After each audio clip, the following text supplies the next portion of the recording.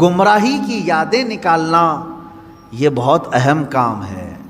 مثال کے طور پر برسوں پہلے آپ کوئی غلط کام کر رہے تھے، اب چھوڑ کر کے توبہ کر کے آ چکے ہیں، تو اب یہاں سب سے بڑا کام یہ ہوتا ہے کہ اس کا دماغ میں خیال بھی نہ آئے، اس کے لیے ٹائم لگتا ہے۔ تو جب تک وہ پورا نہیں نکالو گے آپ ایمان کے کمال کے درجے کو نہیں پہنچو گے۔ آپ کو معلوم ہے حضور پاک صلی اللہ علیہ وسلم کے پاس ایک جماعت آئی، انہوں نے پوچھا کہ حضور ہمیں کچھ حکم دے دیں، ہم باہر سے آتے ہیں، بیچ میں ہمارے اور آپ کے ایک دوسرا دشمن قبیلہ ہے، ہم آ نہیں سکتے ہر بار، بس وہ 4 مہینے ہیں جس میں جنگ حرام ہے، اس میں ہم آتے ہیں آپ کے پاس۔ تو حضور نے ان کو حکم دیا 4 چیزوں کا، نماز کا، روزے کا، مال غنیمت کا، اور جہاد فی سبیل اللہ کا، اور ایک حدیث میں حج کا۔ اور پھر فرمایا میں 4 چیزوں سے تمہیں روکتا ہوں، 4 چیزیں کبھی مت کرنا۔ وہ 4 چیزیں کیا تھی؟ یعنی نقیر، دبا، حنتم، مزیفت، یہ چیزیں 4 پیالوں کے نام حضور نے گنائے۔ کدو کو کاٹ کر کے بیچ میں سے گول ہوتا ہے، اندر کا مغز نکالیں تو کھٹوری بن جاتا ہے، اس کو سکھا کر کے عرب والے اس میں شراب ڈال کے پیتے تھے۔ لکڑی کا گلاس بناتے تھے، لکڑی گول کاٹ کر کے بیچ میں سے اس کا سب نکال کے ایک گلاس بن جاتا، اس میں شراب رکھتے تھے۔ یعنی بالکل وہ لوگ اوریجنل چیزیں، نیچرل چیزیں شراب کے لیے استعمال کرتے تھے۔ یہ 4 قسم کے پیالے ہیں جن کا تذکرہ میں نے ابھی کہا۔ حضور نے فرمایا یہ ختم کر دو، یہ پیالہ، لکڑی کا پیالہ، کدو سے بنایا ہوا پیالہ، وہ کلنگڑ سے بنایا ہوا پیالہ، یہ ختم کر دو۔ شراب کی بات نہیں ہے اس میں، پیالے ختم کرو، پیالے توڑو۔ گئے انہوں نے پیالے توڑ دیے۔ اس میں حکمت کیا ہے؟ محدثین فرماتے ہیں شراب تو چھوڑنا ہی تھا انہیں، لیکن وہ پیالے نہیں رکھنا ہے جس میں شراب پیتے تھے۔ وجہ یہ ہے کہ جب جب پیالہ دیکھیں گے وہ شراب یاد آئے گی، اس میں ایسا پیتے تھے ہم۔ یہ اسلام ہے جو جڑ کو ختم کرنا چاہتا ہے۔ آپ ظاہر سی بات ہے اس بچڑے کو تو ختم کیا گیا، مار دیا گیا، لیکن حکم آیا کہ اس کا تصور بھی نہ آئے۔ ان کے دلوں میں وہ رچ بس گیا تھا بچڑا، جب دیکھو وہ بچڑے کا ہی تذکرہ کرتے تھے۔ اب اس طرح کے جو گمراہیاں آج تک لوگوں کے دلوں میں ہیں انہیں ختم کریں۔ پہلے کچھ لوگ کچھ عمل کرتے تھے جو ناجائز و حرام تھا گھروں میں، ہم نے تنبیہ کی، تلقین کی کہ یہ ناجائز ہے، حرام ہے، نہ کریں۔ چھوڑ تو دیا انہوں نے، لیکن جب جب وہ اوکیشن آتے ہیں تب تب پھر سے ان کی یاد آتی ہے۔ اب اس کی مثال آپ کو میں بتاؤں۔ شروع کی بات ہے کہ محرم کے زمانے میں پنجے اٹھا کر کے ناچنے کی عادت اکثر لوگوں کو تھی، بہت سارے لوگ۔ ایک طرح سے اس میں عبادت کا تصور نہیں تھا لوگوں کو، بس یہ کہ انٹرٹینمنٹ کرنا ہے، کیونکہ عبادت اس طرح سے روڈ اور گلیوں میں ناچ کر کے تو ہوتی نہیں۔ نہ وہ امام حسین کو راضی کرنے کا مسئلہ ہے، نہ رب تبارک و تعالیٰ کی بارگاہ میں کچھ پیش کرنے کا مسئلہ ہے۔ اگر اتنا ہی عبادت کا شوق ہوتا تو مسجدوں میں پنجے لے کر بیٹھ جاتے ہیں، قرآن پاک پڑھتے۔ سب کو معلوم ہے کہ سب سے افضل جگہ یہ ہے۔ وہ انٹرٹینمنٹ کرتے تھے۔ اب ہوا یہ کہ ہم نے کہا کہ یہ بے حرمتی ہو رہی ہے، مولا حسین کے نام پر بے حرمتی ہو رہی ہے۔ اصل بات پنجہ تو آج تک امام حسین کا ملا نہیں، پنجہ ملا نہیں۔ حضرت عباس علمبردار کے پنجے کٹے تھے یہ سنا ہے، روایات بھی، لیکن اس کی شبیہ، اس سے ملتی جلتی تصویر کچھ ملی نہیں۔ اب رہی بات تعزیہ کا مسئلہ، تعزیہ جو ہے اس کا مسئلہ مختلف بھی ہے، اتنا میں بتاؤں گا، کنفیوز نہیں ہونا۔ تعزیہ کو شرائط کے ساتھ اگر بٹھایا جائے تو جائز ہے، لیکن وہ شرائط پورے کرتے نہیں لوگ، اور ہم نے اگر اتنا ہی شوشہ کھول دیا تو بڑے بڑے دروازے لوگ کھول لیں گے۔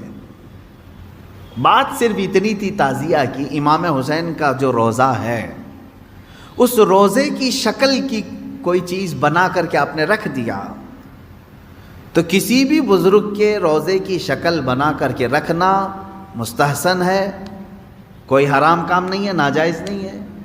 جیسے ہم گنبد خضرا بناتے ہیں، خانہ کعبہ بناتے ہیں، ہوتا ہے گنبد خضرا جہاں ہوگا ہم تعظیم کے ساتھ دیکھتے ہیں.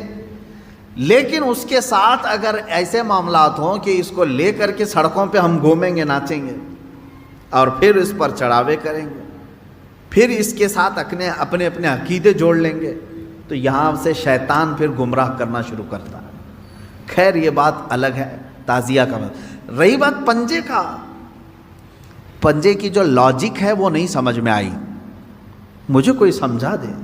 میں نے اس سے قبل بھی بہت پہلے ہی کہا تھا، میں خود اٹھاؤں گا. پنجے کی کیا خصوصیت ہے؟ اگر امام حسین شہید کربلا رضی اللہ تعالیٰ عنہ کے ہاتھ کا نشان لے کر کے کوئی اٹھا کر گھومتا ہے، میں تو کہوں گا ہاتھ کیوں اٹھاتے ہو؟ اس سے بہتر ہے کہ مولا حسین کا قدم اٹھا کر کے گھومیں، کیونکہ ہمارے لیے ان کے قدم تک پہنچنا بھی بہت دور کی بات ہے. قدم اٹھا کر کے کوئی گھومتا ہوا نہیں دکھا مجھے، کوئی تلوار اٹھا کر کے دکھا. تو اس میں ہاتھ کی کیا خصوصیت ہے یہ تو مجھے لاجک اب تک نہیں معلوم. بہرحال ایک ٹاپک الگ ہے. اس کے اندر جو خرافات آ رہی تھیں، اس کے ساتھ عورتوں مردوں کا ساتھ ملنا، گانے باجے ڈھول تاشے اور طرح طرح کے اس میں خرافات لے کر کے اس کو کہاں سے کہاں تک پہنچایا تھا. شروع کس لیے ہوا ہوگا معلوم نہیں، پہنچا کس کام کے لیے بہت دور چلا گیا. اب میں جو بات کہنے جا رہا تھا وہ یہ تھی کہ چند سالوں پہلے ہم نے دیکھا بہت خرافات ہو رہی ہے. ایک جگہ ہم نے کہا منع ہے، انہوں نے فوراً اس کو ختم کر دیا، نہیں کریں گے. ہاں میں نے کہا کہ ٹھیک ہے مولا حسین کے روزے کی شکل بناؤ، ہر گھر میں بنا کر کے رکھو، یاد کے لیے اچھا اپنے بچوں کو دکھاؤ کہ یہ مولا حسین کا روزہ ہے. ہم جیسے گنبد خضرا رکھتے ہیں اپنے گھروں میں، خانہ کعبہ رکھتے ہیں، امام حسین کا روزہ رکھنے میں کون سی دقت کی بات ہے؟ میں اتنا زیادہ مخالف نہیں ہوں اس چیزوں کا. رکھو، آپ پیتل کا بناتے بناؤ، تانبے کا بناتے بناؤ، سونے کا بناتے ہو بناؤ، اس میں حرج نہیں. ہم جس چیز کی مخالفت کرتے ہیں وہ خرافات و حرام کاریاں جس کو باہر سڑکوں پر کیا جاتا ہے، میں اس کا مخالف ہوں. خیر بات آئی، بند ہو گئی. لیکن ہوتا کیا تھا معلوم ہے؟ چند دنوں کے بعد دوسرا محرم آیا تو گھر والے کہتے ہیں کہ حضرت وہ تو بند ہیں لیکن بچے ویسے ہی ناچ رہے ہیں، ہاتھ ایسے لمبے کر کے خود پنجا بن گئے ہیں اور ناچ رہے ہیں. تو میں اس چیز کو مثال میں اس لیے بتا رہا ہوں کہ بنی اسرائیل بچھڑے کی پوجا کرتے تھے، حکم آیا ان کے قتل کا، قتل بھی ہوئے، بچھڑا بھی مار دیا گیا، لیکن زمانے تک ان کے دلوں سے بچھڑے کی محبت گئی نہیں تھی. وہی ذکر آج کی آیت میں نے پڑھا ہے. اللہ فرماتا ہے ثم اتخذوا العجل من بعد ما جاءتهم البینات، پھر یہ بچھڑے کو ایسا لے کر کے بیٹھے رہے جبکہ ان کے سامنے کھلی ہوئی نشانیاں تھیں. وَأُشْرِبُوا فِي قُلُوبِهِمُ الْعِجْلَ، اللہ فرماتا ہے ان کے دلوں میں ایسا لگتا ہے بچڑا پلا دیا گیا ہے، پی گئے ہیں بچڑے کو، اتنی محبت تھی. جبکہ روشن آیتیں اور دلیلیں دیکھی. تو خلاصہ یہ ہے میرے عزیزو، کہنے کا مطلب کہ بعض چیزیں گمراہیاں ایسی ہیں جن کو چھوڑنے کے بعد بھی وہ کچوکے لگاتی رہتی ہیں. برے گناہ بھی ایسے ہیں جن کو چھوڑنے کے بعد وہ دوبارہ دماغ میں وسوسے ڈالتے رہتے ہیں. ان کاموں کو حتمی طور پر اپنے تصور میں بھی نہ آئے. اعوذ باللہ من شر الشیطان الرجیم کثرت سے پڑھیں. اعوذ باللہ من شر الشیطان الرجیم، من شر الشیطان الرجیم. اے اللہ میں پناہ مانگتا ہوں تیری مردود شیطان کی ان شرارتوں سے جو میرے دماغ میں ڈال رہا ہے. تو یہ اسی کی طرف سے ہوتی ہیں، وہ پرانے راستے پر لے جانا چاہتا ہے، گمراہی کی طرف لانا چاہتا ہے. وہ خرابیاں جن کو تم چھوڑ کر کے آئے ہو یاد دلاتا ہے ایک بار اور چلا جاؤ. اس کے لیے کثرت سے یہ پڑھا کریں. جب جب ایسا وسوسہ آئے کہیں اعوذ باللہ من شر الشیطان الرجیم. آج ہی صبح گناہ سے توبہ کیا، سوچا کہ نہیں کروں گا یہ گناہ، لیکن رات ہوتے ہی پھر خیال آیا ایک بار اور کر لو.